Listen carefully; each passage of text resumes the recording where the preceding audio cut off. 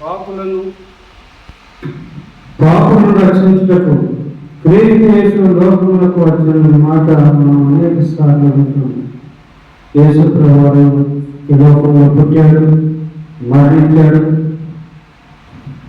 సమానం చేయబడ్డాడు, తిరిగి లేచాడు, రక్షణ ఇచ్చేశాడు. ప్రియులారా, క్రీస్తు మరణ పునరుత్థానము ద్వారా సకల మానవానికి రక్షణ ఇచ్చాడు.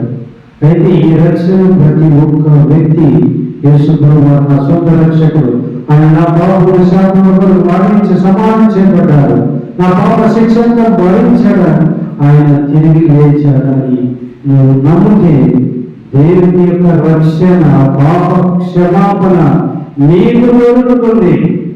యేసుని సొంత రక్షకుడిగా ఎప్పుడైనా అంగీకరించు, దేవుని యొక్క రక్షణ నీకు సొంతమవుతుంది. హల్లెలూయా.